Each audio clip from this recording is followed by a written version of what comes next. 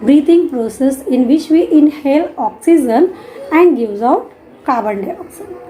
Okay, so let's go in detail now. We need air, water and food to live. It is necessary for the body to get continuous supply of oxygen. We get this oxygen from air during breathing. So I told you first only what is breathing. It is nothing but inhaling oxygen and giving out carbon dioxide is breathing. That is why we breathe continuously. In our body there are organs that carry out the work of respiration. So students, here is a picture showing our respiratory system. Our respiratory system consists of nostrils, nasal passage, windpipe or trachea, lungs and a diaphragm. Okay, so students, this windpipe or trachea, it is divided into two. Okay, and further it is subdivided inside the lungs, which we call it as bronchioles. Okay, so at the end of the bronchioles we have sac-like structure called as alveoli. Okay, and these alveoli are connected to our blood vessels.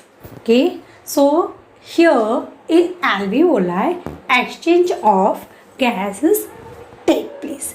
That is, the oxygen from the air enters the blood and carbon dioxide where form is taken out of the body by means of breathing.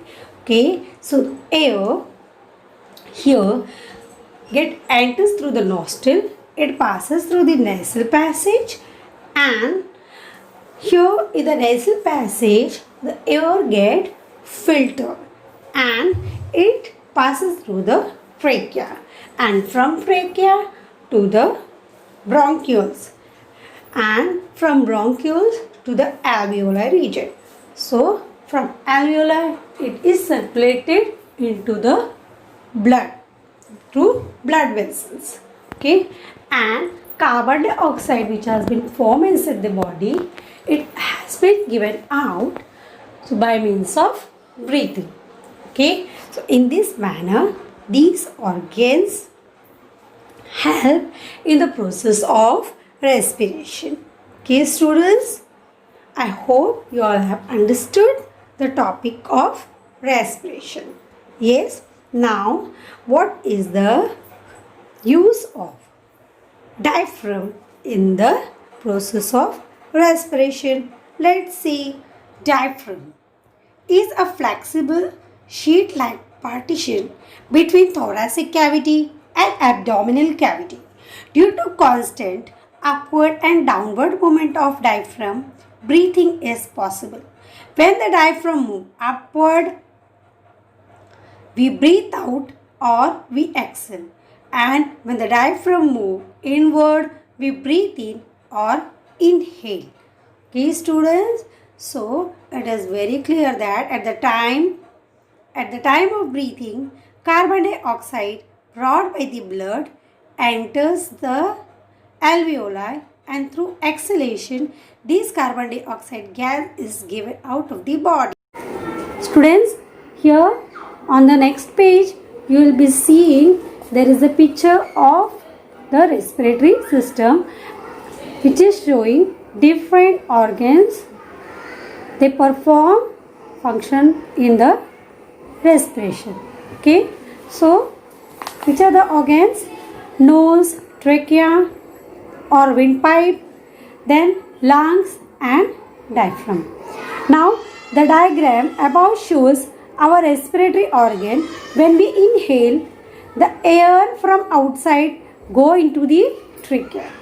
It goes into the trachea and through its branches into the lungs.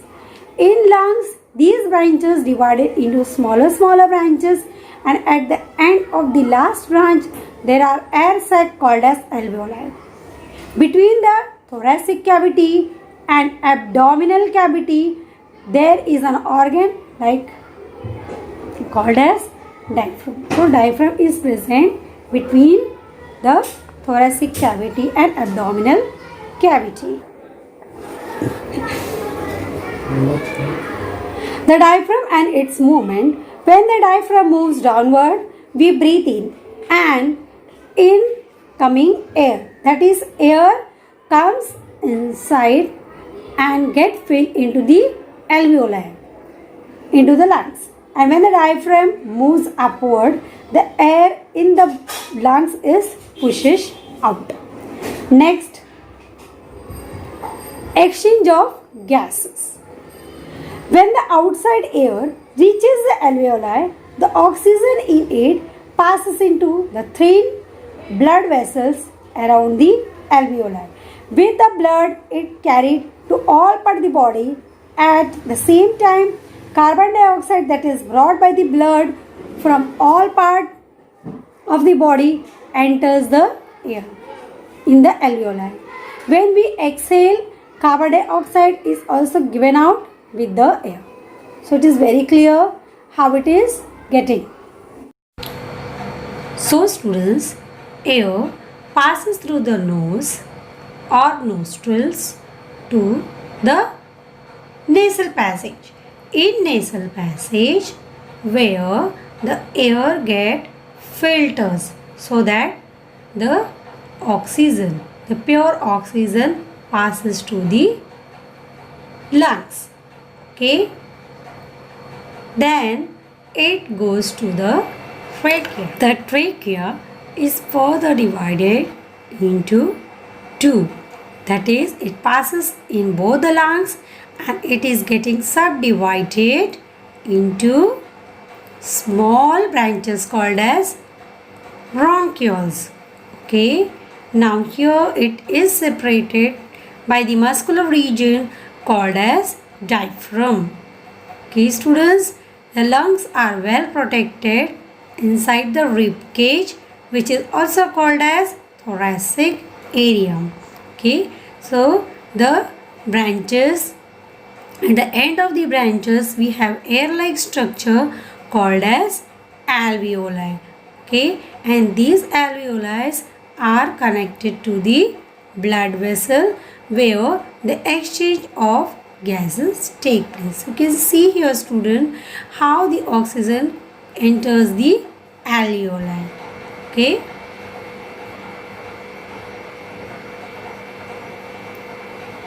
students, we have millions of alveoli present in our lungs which is connected to the blood vessel. Let's see how air enters the alveoli. Okay, so here the air enters the alveoli and the oxygen is getting enter into the blood cells.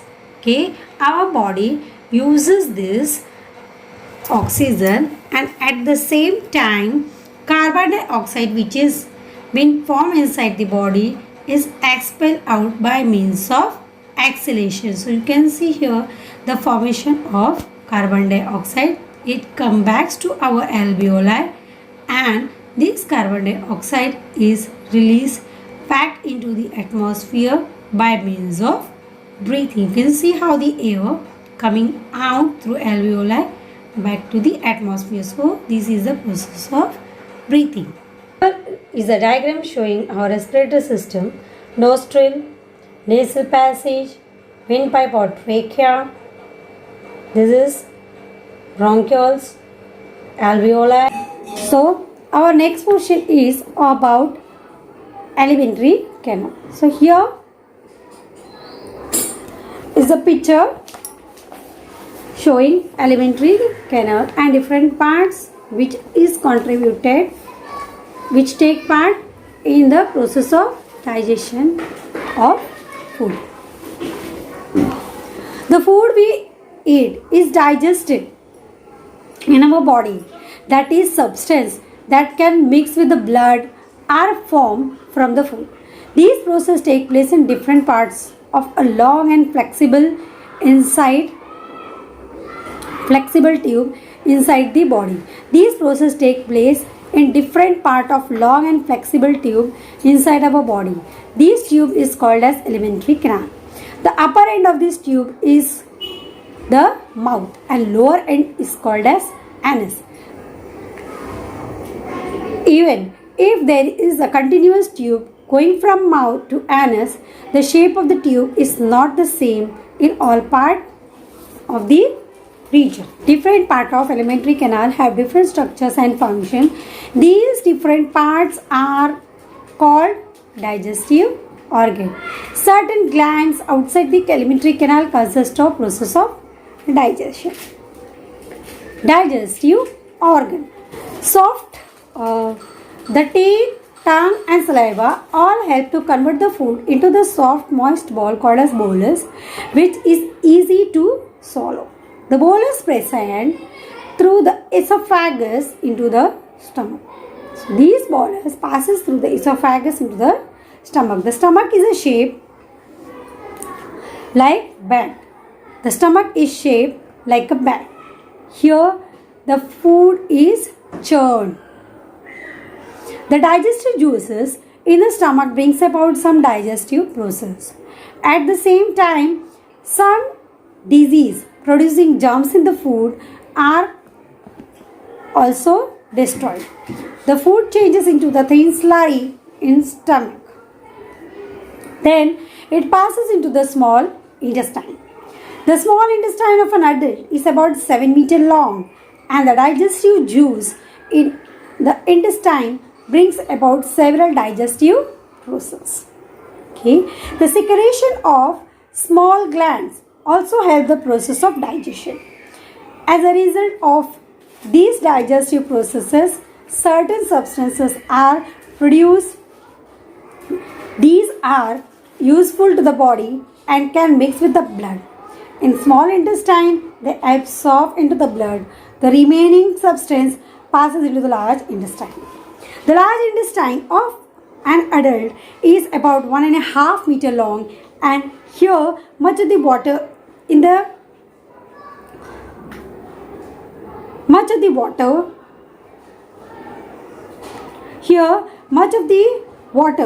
remaining substance is absorbed into the body, and feces or stool are formed, and the feces collected into the rectum.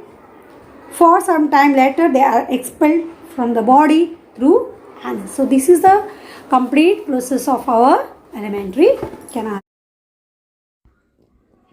Digestive system. The alimentary canal.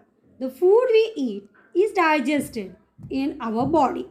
That is, substances that can mix with the blood are formed from the food. These processes take place in different parts of a long and flexible tube inside our body. This tube is said to be alimentary canal. The upper end of this tube is mouth and lower end of the tube is said to be anus. Even if there is a continuous tube going from mouth to the anus, the shape of this tube is not the same in all parts. The different parts of the alimentary canal have different structure and function. These different parts are called as digestive organs. Certain glands outside alimentary canal assist the process of digestion. Let's see digestive organ. The upper end of the tube is mouth and the lower end of the tube is anus. Okay, so this is the alimentary canal, and here you can see the digestion take place in digestive organ, which consists of small intestine and large intestine. Students, these intestines are big in size. Let's see how digestive organ help in digestion of food. The process of digestion begins as soon as the food is taken into the mouth.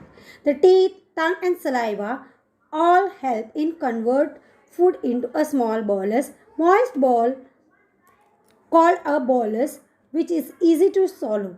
The bolus passes through the esophagus into the stomach. The stomach is shaped like a bag and the food is churned. The digestive juice in the stomach brings about some digestive process. At the same time, some disease producing germs in the food are destroyed. The food changes into thin slurry in stomach and then it is passed into the small intestine. Small intestine of an adult is about 7 meters long. The digestive juice in the intestine brings about several digestive processes. The secretion of some gland also help the process of digestion. As a result of all these digestive processes, certain substances are produced. These are useful to the body and can mix with the blood. In small intestine, they are absorbed into the blood and remaining substance pass into the large intestine. The large intestine of an adult is about 1.5 meters long. Here, much of the water in the remaining substance is absorbed in the body and feces or stools are formed. These feces collect in the rectum for some time and later they are expelled from the body through anus.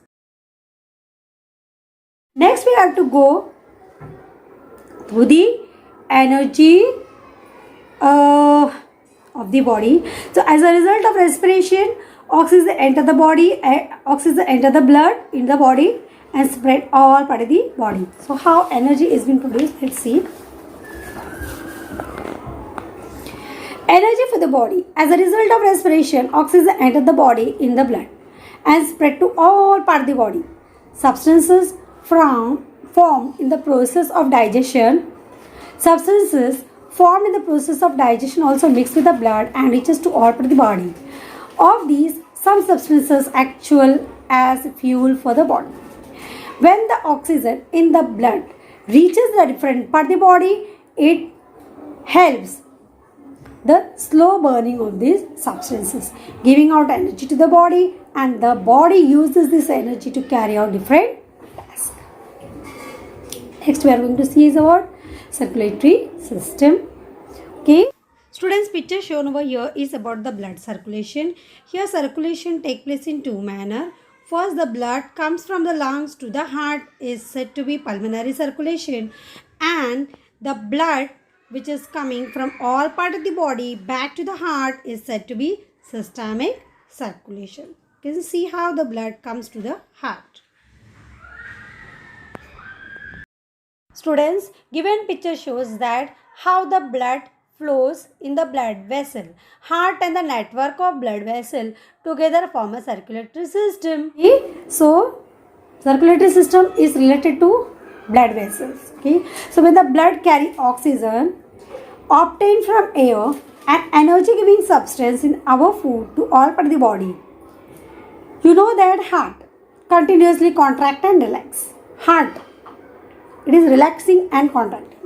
The network that consists of tube is said to be vessel that carry blood away from the heart, and those that brings blood back to the heart is spread through the body. Process of keeping the blood flowing through all part of the body is said to be blood circulation. Apart from oxygen, blood carry innumerable and other substance from one part of the body to another all time. That too is made possible for the circulation of the body, and the heart and the network of the blood vessel together form a circulatory system.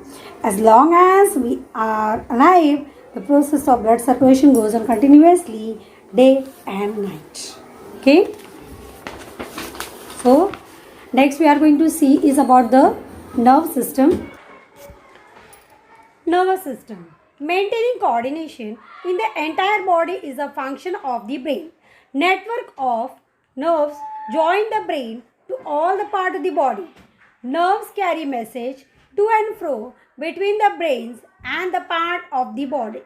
The brain and the entire network of nerves together form nerve system. Some tasks that we carry out as per our will, as well as some tasks which are not under our control but are under the control of nerve system.